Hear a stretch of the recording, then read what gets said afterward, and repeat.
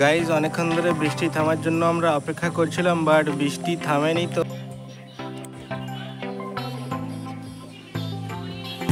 Guys দেখতে পাচ্ছ আমরা তো রাস্তায় বেরিয়ে গেছি।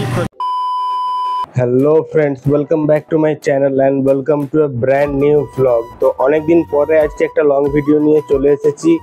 আর আজকে লং ভিডিওটা করছি কারণ আজকে আমরা যাব মেদিনীপুর, তাও আবার বাইকে করে। আর তোমাদেরকে আজকের সকালের ওয়েদারটা দেখাচ্ছি। এখন বাজছে প্রায় আমার পেছনে ঘড়ি রয়েছে, দেখতে পাচ্ছ কিনা বুঝতে পারছি না। এখন বাজে 6:30।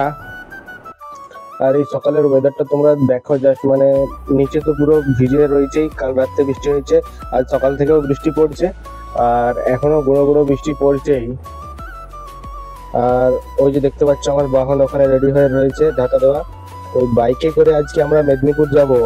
তোমরা হয়তো ভাবছো যে এত বৃষ্টি পড়ছে তাও কেন যাব, আর বাইকে করেই কেন যাব। তো চলো তোমাদেরকে ভিডিওটা পুরোটাই দেখাবো, কিভাবে যাচ্ছি না যাচ্ছি, ওখানে কি হচ্ছে না হচ্ছে। তো আর একটু দেরি না করে ভিডিওটা পুরোটা দেখতে থাকো। তো চলো লেটস স্টার্ট।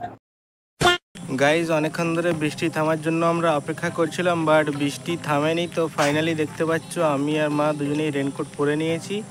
আর আকাশে এখনো ওয়েদার একদম খারাপ, মেঘ করে আছে আর বৃষ্টি পড়ছেই গুঁড়ি গুঁড়ি। তো তারই মধ্যে আমরা বেরিয়ে যাব। তো চলো রাস্তায় যেতে যেতে তোমাদেরকে সব সিনটা দেখাবো কিভাবে যাচ্ছি। Meanwhile, তো গাইজ দেখতে পাচ্ছ আমরা তো রাস্তায় বেরিয়ে গেছি। প্রচণ্ড বৃষ্টি পড়ছে, রাস্তা পুরো ভিজে আছে, আর ওয়েদারটাও দেখো কত খারাপ হয়ে রয়েছে। আমরা এই যে রাস্তায় হয়তো বেশিক্ষণ ভিডিও করতে পারবো না, দেখা হবে আরো করতে পারি।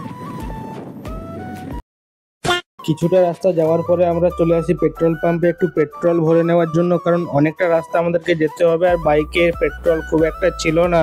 আমি মেদিনীপুর যাওয়ার সময় প্রতিবারে এই পেট্রোল পাম্প থেকেই ভরে থাকি। এই পেট্রোল পাম্পটার নাম হলো Ajit Padul petrol station. Petrol pump থেকে বেরিয়ে কিছুটা রাস্তা আসতেই এখানে আবার রেলগেটে আটকে পড়েছি, কারণ এখান থেকে এখন মালগাড়ি যাচ্ছিল।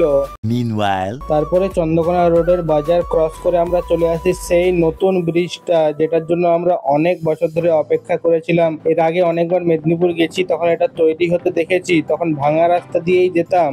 এখন ফাইনালি কিছুদিন আগেই আমাদের এই ব্রিজটা উদ্বোধন হয়েছে, আর এই ব্রিজ দিয়ে এখন আমরা যাচ্ছি। এই নিয়ে 2-3 বার হয়ে গেল। এখন আর কুবাই ব্রিজের ওখানে আর অপেক্ষা করে থাকতে হয় না ট্রেন আসা যাওয়া করলে।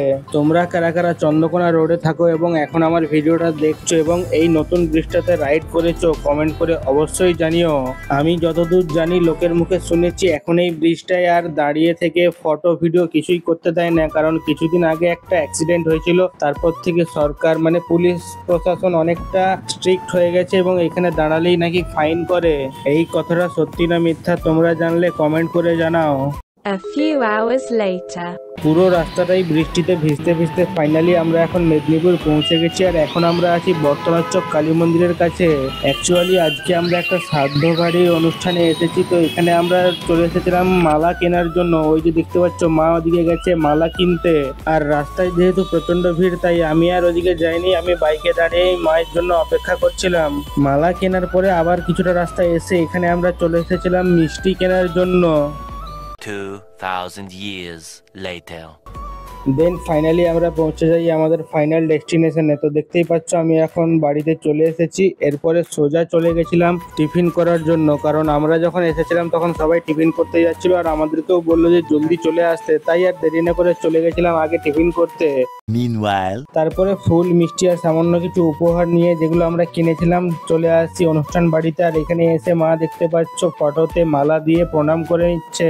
তারপরে আমরা বাড়িতেই সবাই বসে একটু গল্প করছিলাম। আর এদিকে দেখো বাইরে কত বৃষ্টি পড়ছে, মানে সকাল থেকে আমরা যখন গড়বেতা থেকে আসছি প্রচন্ড বৃষ্টি, আর এখানেও সারা দিনই বৃষ্টি হয়ে যাচ্ছে।